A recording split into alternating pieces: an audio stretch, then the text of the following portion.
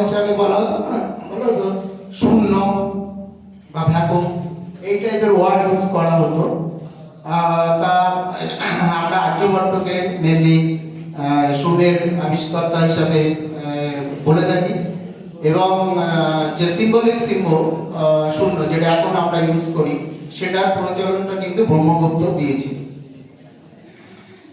Some key development already I told, যে number system, decimal শূন্য, এগুলো অলরেডি I told.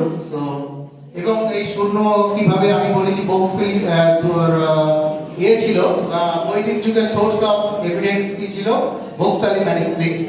বক্সালি ম্যানুস্ক্রিপ্টে তখন শূন্যটাকে বিন্দু হিসাবে লেখা হতো।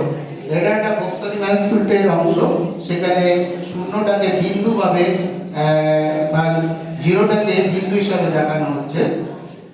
The Boxali manuscript is an ancient mathematical text on this what famous for containing the earliest known use of zero symbol, that is a dot, and used as a placeholder for an empty value.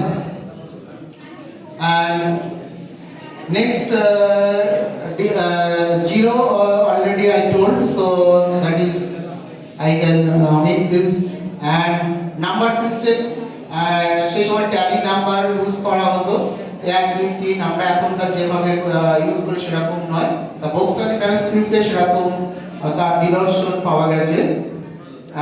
বিন্দু manuscript